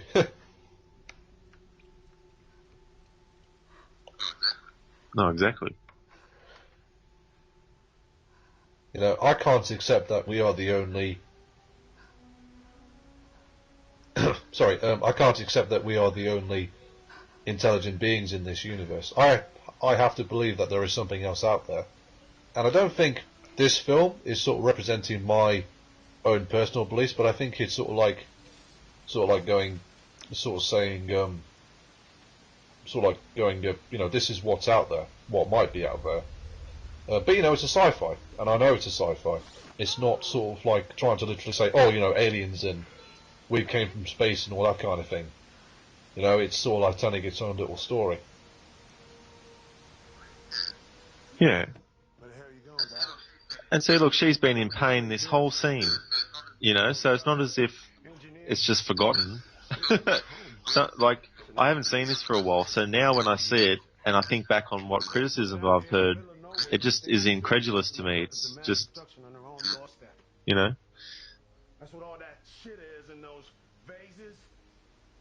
They made it here. They got out. It turned on them. The end. They made it here, it got out on them. I think Yannick sort of answered my earlier question right there, which is what killed the engineers, and well, I think that's pretty much it really. They just broke out and turned on the engineers before they could take off again, I think. Yeah. You see, this is what happens when you pay attention. you do is play this shit. That's right. You must care about something, Captain. If you didn't, why are you here? How about this? No matter what happens down there, I can't blame none of this. And obviously, I'm having to actually wonder if I have to go back on what I said about Yutani. Like, is did his shirt just have the W? Like, no, it does just have the W. There's no Y on it. It says, of course, there we go. It says wow. whaling core, yeah.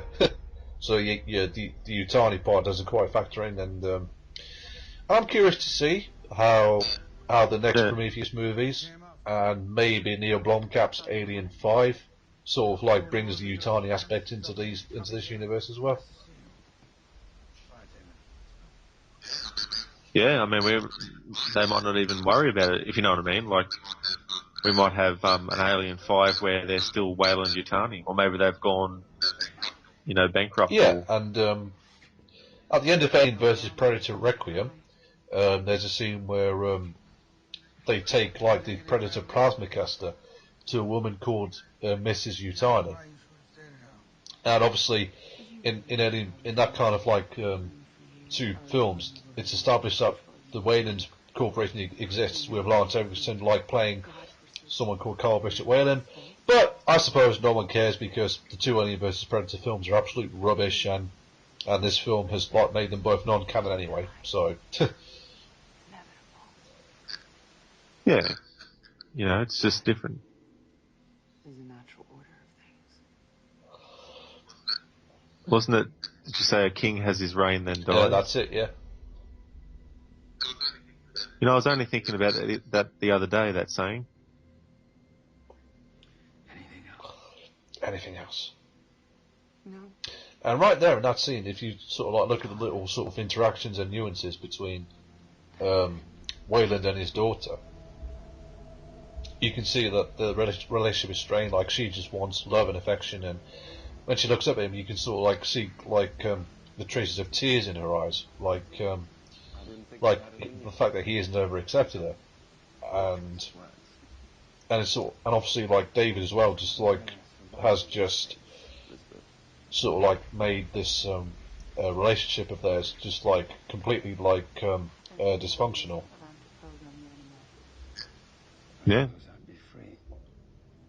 You want that? Want? Not a concept I'm familiar with. That being said, doesn't everyone want their parents? Doesn't everyone want their parents dead? I didn't.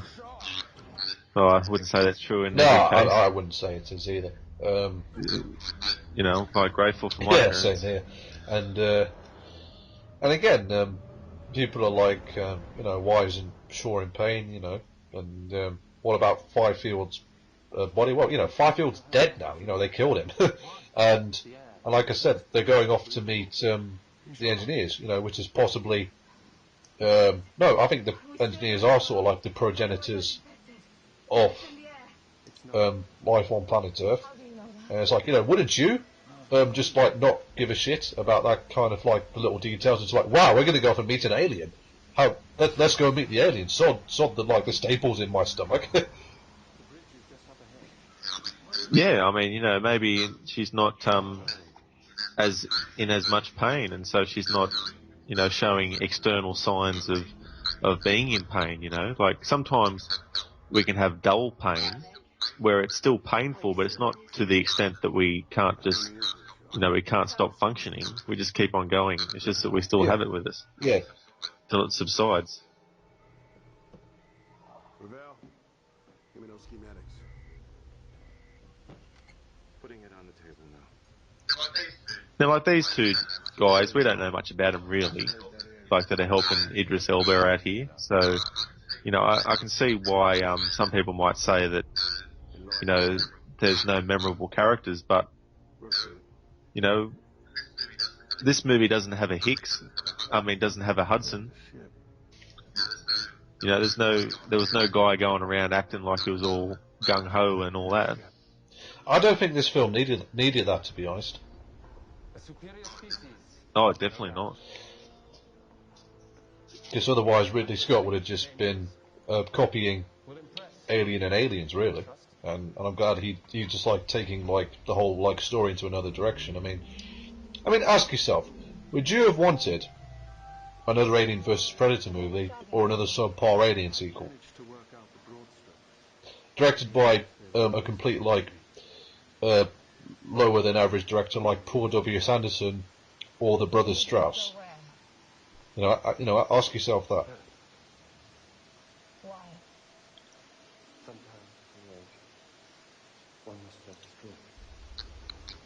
Sometimes to create, one must first destroy. Foreshadowing.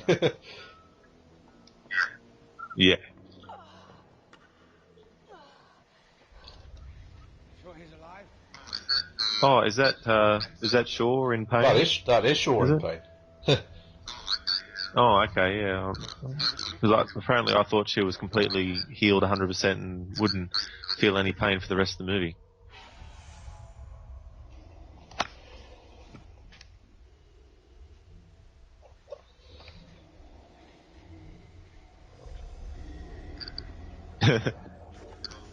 If I was a dude with a gun, I'd be like, I'll step back a bit. Yeah, and I might need a bigger gun than this. Well, yeah, and the other thing is, like, with these engineers, to assume that they're all friendly would be stupid, because after all, we as humans, not all of us are friendly. It's interesting you say that, because I think it's established in this film that human beings do come from the engineers. Enough, David. You made it here, and it was meant for us. Why? Yeah, in a way, it's like being created, and but then we were left to our own devices to learn and to come up with things. And as time went on, we evolved. And evolution, that's inherent in this series. The facehugger evolves into the the baby alien, which then evolves into the full-grown alien. And someone said, why does the engineer kill David? Well, I think the engineer would see David as kind of like a perversion to what they originally created. It's like, what right do humans have to create artificial life? Only we can create and destroy life. I think that's what... I think that's like the mindset of what the engineers have.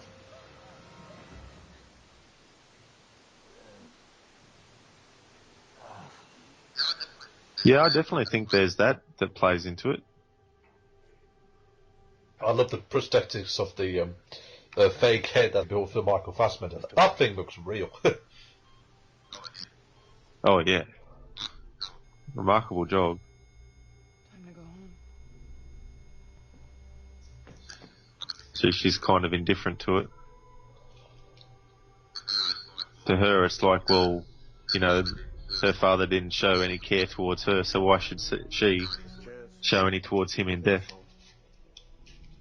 Well, I think that kind of like carries over into Alien and Aliens and Alien 3, where I think the whole like kind of Weyland legacy is just trying to get like this thing, the whole sort of xenomorph biology, so they can like use it for their own ends.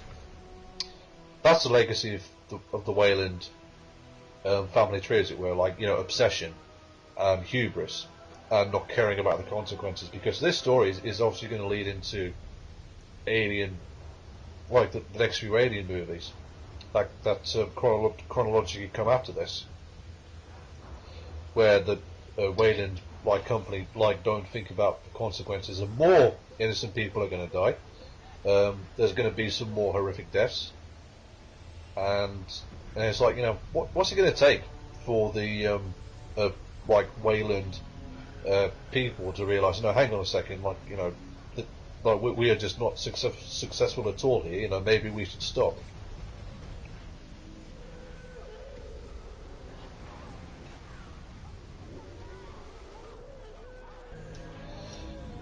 the thing as well is, like this story is going to, as I said, is going to keep going and going and going, and like the Yutani, Wayland Yutani Corporation, I feel as though are sort of like the main villains of this series, and more people are going to die. There's going to be like more horrific encounters with the xenomorphs, and it's all like because of like the Wayland family's hubris. And I think there was quite a bit of hubris on Wayland's part, Peter Wayland's part, when he built David. It's like, I create life, I'm better, and like this, like I said, this is going to keep continuing, and it's going to lead into more Alien movies, and it's all because the Wayland family like has quite a bit of hubris and like don't learn from their mistakes. Yeah, well, it's a very human thing to feel that we can, to look at the legend of Icarus. We think we can fly directly next to the sun, but we soon find out because we're with wax wings that we'll soon plummet to Earth.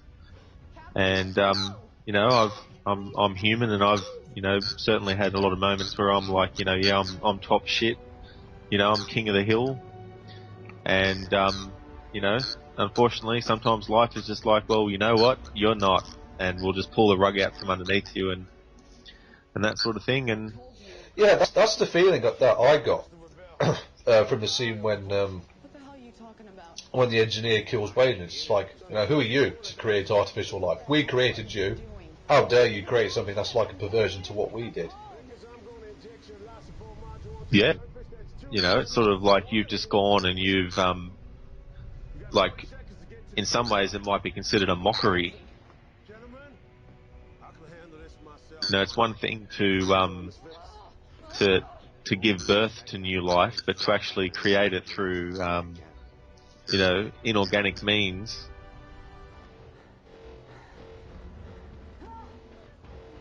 I actually think, that Charlize Theron would have made a good Samus Aran from the Metroid video game series if they had done a live action adaptation of it.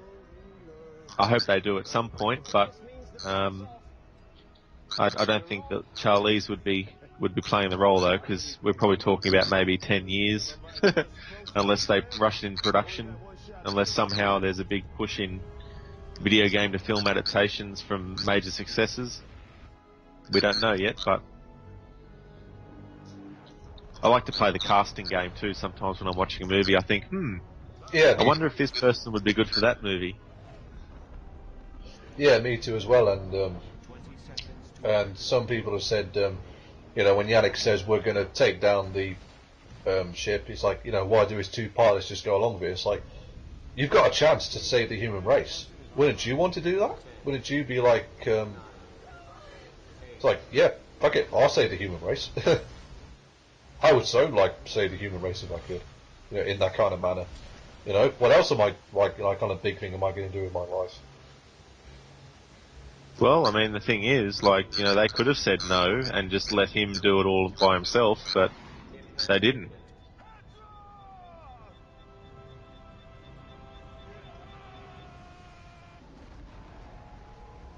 See, the thing is, just because a film is set in the future doesn't mean that we as humans have lost any of our, weaknesses or our strengths. Because this movie isn't about saying that we've got to a point where we don't have hubris in ourselves. Now, there is the criticism of why are they running in a straight line when this is falling in a straight line. And I can see why that is, something that people point to and say that's, a stupid part in the film. And yeah, I'll give people that.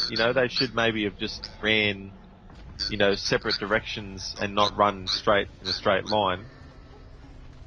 But does this mean that I'm going to say the entire film is now a complete disaster because this has happened? No, I'm not. I just thought of it as like the ground being shook. The ground is being shaken, and their Vickers falls over, and obviously they would have been panicking, so they obviously wouldn't have been thinking straight. Well, I guess too, if at the speed at which it was falling, if they did change direction, they might not have made it anyway. It's just sheer luck, I think, that Shaw was able to get out of the way. But, I mean, if this is something that you don't like about the film, well, that's fair enough. I can understand that. But for me personally, on my scale of things, it's not a movie-ruining aspect.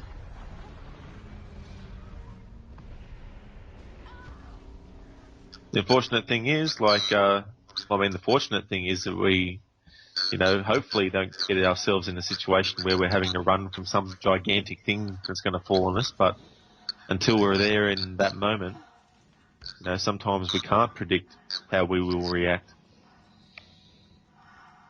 I mean, look at Aliens, Hudson, he's all gung-ho, and he's probably thinking, yeah, we're going to kick ass, we're going to kill these creatures. And what happens? He gets there and everything falls to shit.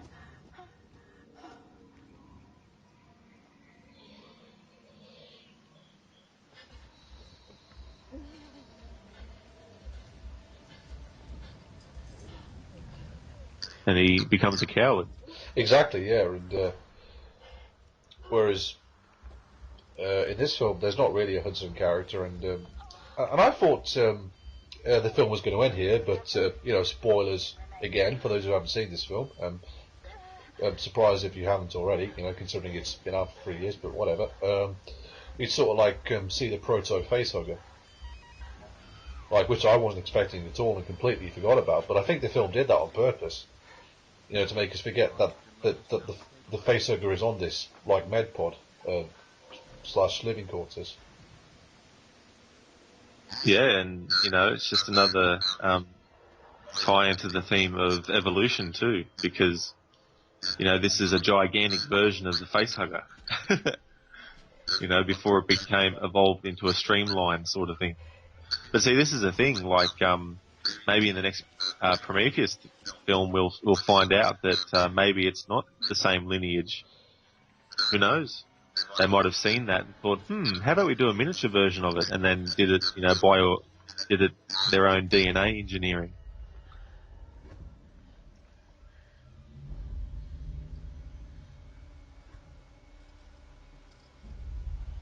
The trusty axe. It reminds me of Alien 3, where they said the only weapons they had were fire axes. Yeah. I love all the strobe light effects here, and it's like the music cue when we see the tentacle. Yeah.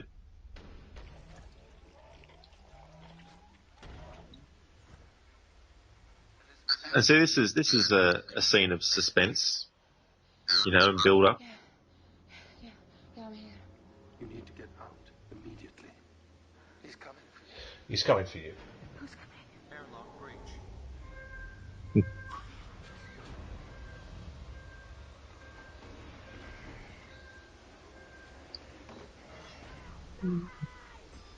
Die! Yeah. So you got bigger things to worry about, buddy. Quite literally, yeah. Imagine how this would feel. You're being grabbed and pulled into something and then being devoured by it. Again, it's sort of preys on your fears of, what if something like that would happen, and I think one of the points Ridley Scott was trying to make with Alien, that sort of exploring the universe might not necessarily be a good thing, and I think this film sort of makes that point as well. Oh yeah. Oh, definitely. I mean, and I guess there's even in the ocean, because they say that we haven't really plumbed the depths of all the ocean yet. So who knows what's under there that's lurking. Imagine this big bloody thing in real life. That would be terrifying. Yeah. And of course, yeah, we have the giant facehugger.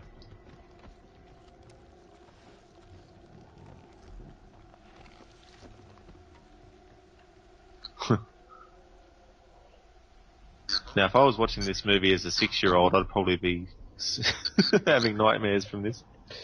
it's that's one of the many scenes in this film that sort of like leave me feeling like I hope I don't have like nightmares about that. But that's a mark of a good horror film, I think, that actually does scare you, because that's what a horror film is supposed to do. Oh, well, I mean, horror movies don't scare me anymore, but it doesn't mean that I can't, feel that a scene is creepy and, register that sort of emotion. But, I've never been afraid of a horror movie to the extent where I'm like, I can't think about anything else, like, lose sleep or anything. That hasn't happened since The Nightmare on Elm Street. But I think part of it is, I know that it's just a movie, so I think that sort of plays into things too. And I don't count jump scares, unless they're done well, but you can put a jump scare in any genre of film, and it would still make people jump if you put a big, loud bit of music. It's not the only ship. It's not the only ship. And you have to remember as well, like, Michael Fassbender is just ahead by this point, and which I think like just shows how good his performance is. And oh yeah, it's like, I'm convinced that head is real.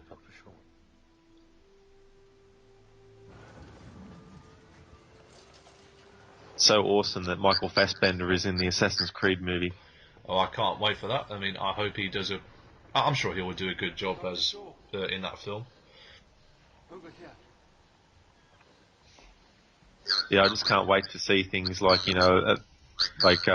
promotional photographs and things as the production goes on. But that'll come in due time, and plenty of other movies to get excited about in the meantime too. Spectre and Star Wars, Force Awakens. Prometheus 2. Yeah, Prometheus 2.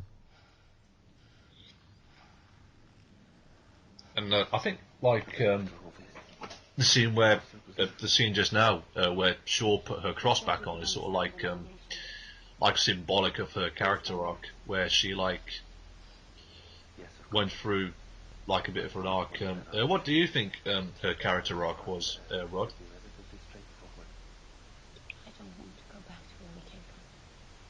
Well, I think her arc was, it wasn't just mental. I think it was also a physical thing. She starts off as a woman who can't conceive, who ends up being able to, but not in the natural way of things. She's not giving birth to a human baby. And it's quite a traumatic experience. And I think it would really psychologically affect her. So I'd say that her psychological arc is sort of going through that experience, but still at the end she's determined to go forward, and she hasn't lost her curiosity about things. She obviously hasn't lost her faith about things, and I'm not a very religious person and that, but I don't mind when there's religious themes in movies, but I'm not going to run and go to church just because I've seen something thematic. It's just another storytelling tool. But she holds on to her faith, and you could say faith is just not giving up. I think that's part of it. Yeah, I think so. Hope. I think so as well. I think my thoughts on her character arc is pretty much the same as yours, and I like the fact that she hasn't given up and she wants to explore the rest of the cosmos, and I can't wait to see where Aliens Paradise Lost takes this ending. I mean, like, things can only get more fascinating from here, and it's like, this is like doing what the other Alien movies should have done, which is like, make you feel sort of like awe-inspired and sort of like, so interested and like, curious to see where things go next. Well, see, the other thing too I just thought of is there's, the Prometheus sequel hasn't been made a year after this, or 2 years. So there's been a lot of time for Ridley Scott to mull over things and think about stuff, and I think that's what is a good thing to do with certain sequels. I mean, with the Matrix films, I think they should have done that. Yeah, I think the Matrix sequels were made pretty much straight after Matrix 1. Yeah, like they rushed it, in my opinion, like they doing the two movies back to back. And now, of course, we have, is this the first xenomorph? Or is it a new kind of xenomorph? I'm not really... this is a part of the film where I'm not really entirely sure on, because we've seen the murals and the engineers worshipping the xenomorphs as gods. So for me, that kind of implies that they already existed in this universe. But I'm not really sure if this is the original xenomorph or a new kind of one. I'm honestly really not sure, to be honest. Well, I think they've called it the Deacon, I think is the name they've given it. But see, this is the thing, and this is what the sequel will obviously, it might answer, is we know the xenomorph from the other movies as being just one way. Okay? Who's to say that there's not different races of xenomorphs? You know, who are different, they're not genetically exactly the same. So this Deacon, it might just be the beginning of a new type of xenomorph. Yeah. As I said, I think Aliens Paradise Lost is going to maybe answer that question for us as well. I mean, I hope it does. I mean, I don't believe that would just be left hanging. No. Dan O'Bannon. It's funny, I watched the behind the scenes once of Alien, and he spoke a lot about the movie, and it was just, you know, you could tell he was a smart cookie too, and you know, I think it's a shame that he's passed away, but he seemed like a nice guy and everything. And yeah, I think he had a lot of I believe he had quite a bit of enthusiasm for this project.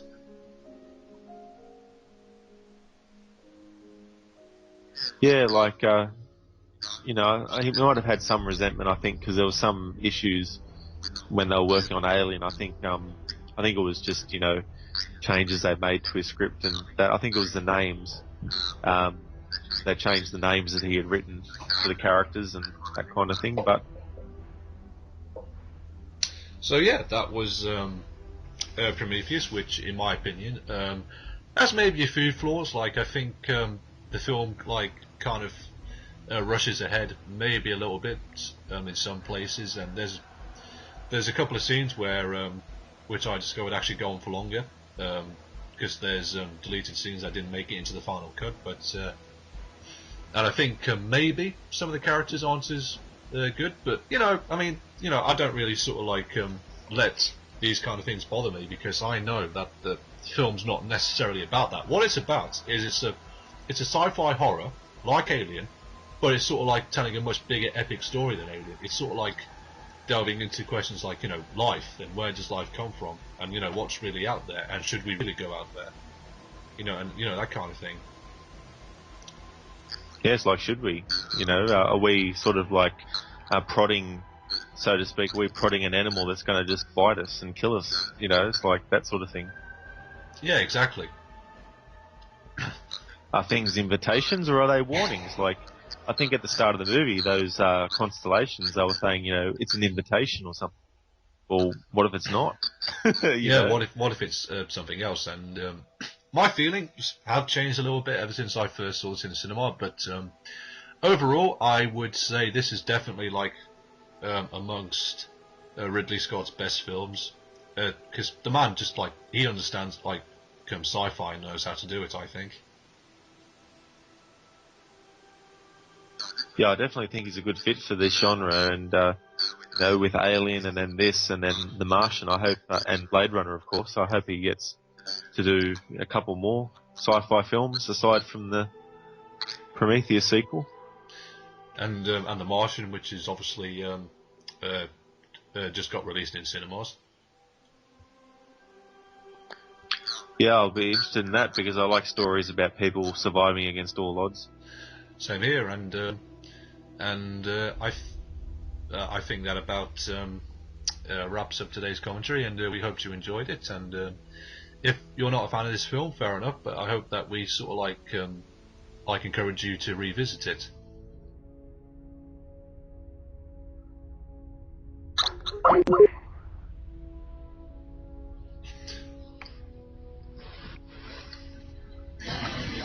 But yeah, overall, I'd say this is a really good film, and any nitpicks, well, fair enough. But for me, it's still a top quality film.